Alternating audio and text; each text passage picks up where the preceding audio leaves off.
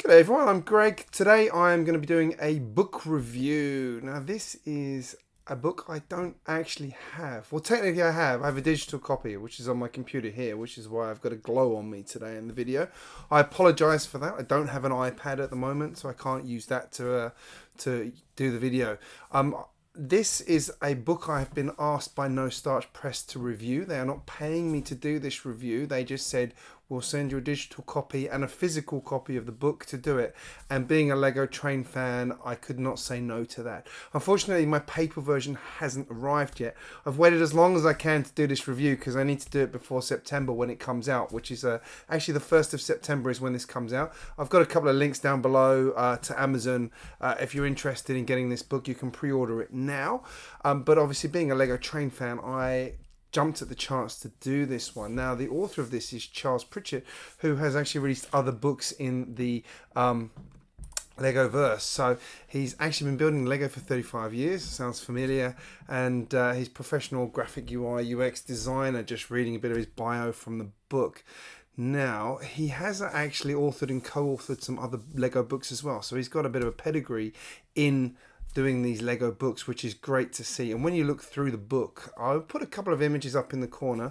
Obviously, I have to be careful about how much of the digital copy I use in the video, but I will put as much as I think I can. I've spoken to the I've spoken to the publisher and said, what can I do? And they've said, oh, you can use a few pictures. Don't worry, don't use too many. And obviously they're in the video quality, so they're not like super duper duper quality. So in this book, I'll just put up the I'll move to the side here, and up here we'll have the introduction, the content from the book. So as you can see, there's actually 7 projects in here, 7 train projects, all varying complexity and parts requirements. So we've got a nice simple coal gondola, which is a bit like the one I did for my my commemorative train set. If you're interested in that one, linked in the corner. Got to do a bit of self-promotion too. We've got a milk tanker. Now I'm interested in that one because I've wanted to build one of those for a while. I don't have any trains with that model, so I'm going to be building that one. I'm going to say now, I haven't built any of these yet. I've looked through them all and worked through, looked through the parts and things like that, and I'm going to be definitely building a couple of these sets. In particular, one you'll guess quite quickly coming towards the end. An open hopper. So these are those sort of the ones typically used for sort of transporting coal and things like that, that have an open top and then a bit on the bottom that it comes out when it gets to where it's going to. Next up, a depressed flat car, and they've included an electrical load here, so like a power substation type thing, which is rather cool. I do like the use of the colour yellow in this one too. That does look pretty sweet. Next, we've got a passenger coach, which is a really good size here, nice and detailed carriage, and it's a good size because it'll fit into a Lego city without too many problems. You look at a lot of the carriage designs, they're very long. Not good if you've got a city, because typically on the Lego train curves, bad idea.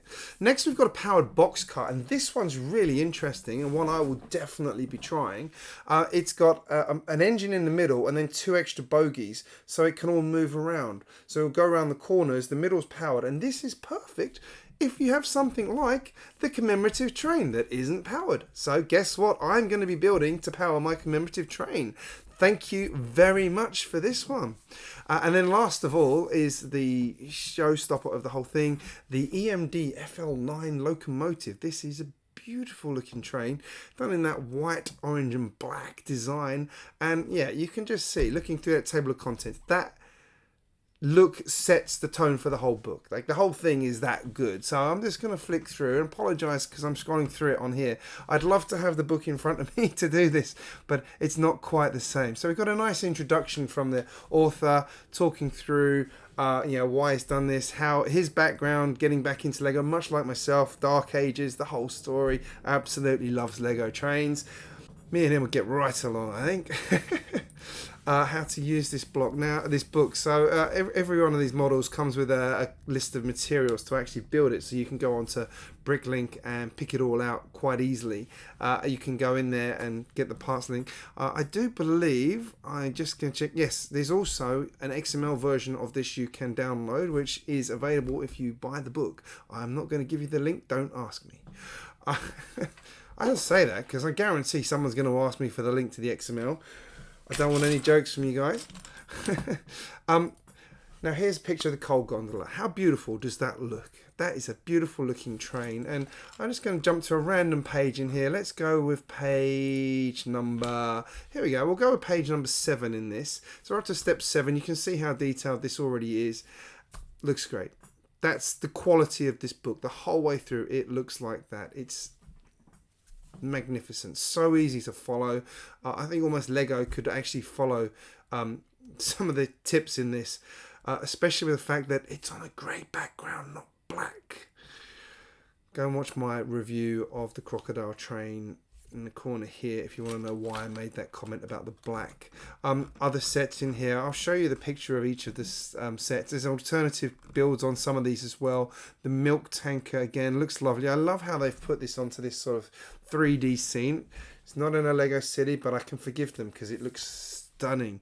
And he does make the point that you can change a couple of things on this one quite easily just to change the colours of it. Use some different bricks, use some different stripes, make it do different things. You can suddenly turn a milk tank into an oil tank if you really want to.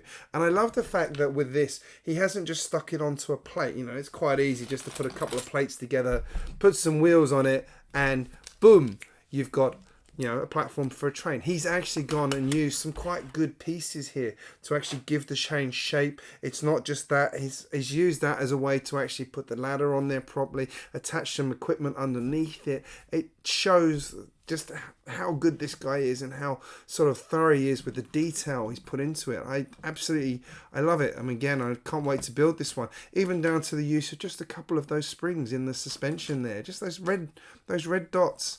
They look perfect. Absolutely love it. And again, you know, making that comment about the chassis here, this is actually a picture of the chassis. So this is step 6 and 7 in the instruction manual.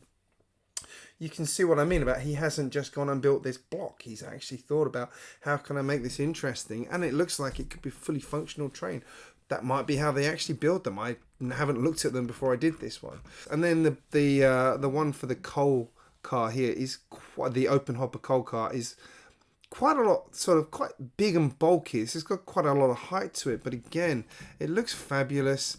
And to be perfectly honest, every train needs these. Everyone who's got cargo trains in this city needs one of these, to be honest, because it, you know, rocks, coal, all those kind of things are still transported. Coal less and less, obviously, because we're going green, but things like rocks and other sort of bulky building materials are used. Again, lovely design, simple, great instructions. Love the use of the grey and the orange, and I love the fact that in every single one of these models he provides a great parts list and also alternative colours. It's just a simple thing, but makes it so clear how versatile any Lego design is.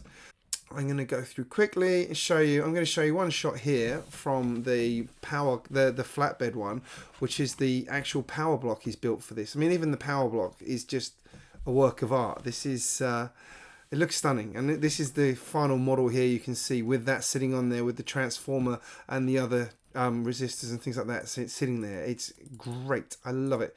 Again, other cars. Passenger coach, you can see what I mean about the length of this one. It's a great length. It's a good size. This is comparable to things like the it's not quite as big as something like the Horizon Express, but it is comparable to the city trains, maybe a little bit longer than them, but only just. And again, a lot of thought gone into this. I know I've said it for the other cars as well about the colours, but I'm going to show you the colours for the passenger car as well. Really kind of, whenever you watch a lot of the sort of Lego train videos, you see these passenger cars and what people have done. Beautiful, just looks great. Now, there's 2 more left, and this is a powered box car, and you can see what I mean about that middle bogie is a train motor. This is a very practical build. It's a Lego train motor. He hasn't gone and tried to put, you know, Technic motors and gears and things like that in there. He's actually got a Technic train motor in there that's doing the job it needs to do. Not a Technic, a Lego train motor in there, just a simple one. And then the underneath of it, actually, you know, you can see how it's all joined together to actually allow it to move like it's independent. Very simple mechanism, but very practical. This is a great way to power those trains that don't have motors, don't have room for motors. Love this. I love the fact this is in here. This is someone who knows their trains. I was going to build something like this. Now I don't have to because he's done it for me. You tell I'm a bit excited about building this one. This is I'm about to do a parts order, so I will be ordering these parts. And the last one in the book is the Emd Fl9 Locomotive. What a beauty. I love this. The round windows, the black and the orange finish, all the details everywhere. Practically, He's made this a 6-wide train, technically 7-wide because it's got the bars on the edge of it, but he's worked to that sort of standard size. A standard Lego train is 6 with a bit extra. So you look at some of the sort of more detailed trains, they're 7-wide. The Crocodile Locomotive is 7-wide. This is not powered, caveat there. Again, this is completely empty. He's focused on the detail rather than that. And that's actually a smart move because he's done the powered wagon. Makes a lot of sense, keeps the weight down on this one. You could power this if you wanted to. You could add in the extra things to do this, but he's obviously built this in a way you could build up an entire train, finish it with the locomotive. It doesn't need to. So this locomotive doesn't have any power functions. You'll have to pair it with the powered boxcar to get the train moving along the tracks. So every one of these pictures has the little comment down in the corner from the designer. So I'm going to say a big thank you to No Starch Press for sending me this one to review. I'm really excited. I think it's stunning. The quality is fantastic. I actually have a couple of other books from them as well, from the Lego universe. I've got another one coming very soon as well, which is rather cool. Looking forward to reviewing that one. That's one I've bought myself. So I hope I've given you a good rundown of this book, and I've given you the sort of enough information to be excited about it. As I said, it's quite hard to actually tell you everything about the book without you seeing it. And, you know, it'd be good to have the book to flip through, but having the digital copy, I can put these nice images in the corner and give you enough information about it to actually understand it. The parts list is great. Very well done, very thoughtful. This has had a lot of love put into it, so you can really see his design background coming through in this one. Anyway, let me know in the comments what you think of this book. If you're interested in it, if you'd like any more information, I'm happy to share some more with you, except that XML file, don't ask. If you're new here, make sure you hit subscribe. I post regularly. And don't forget to give this video a like so YouTube knows you have enjoyed it. Helps my channel, helps my videos, and helps me. Thank you for watching, guys, and I'll see you again very soon.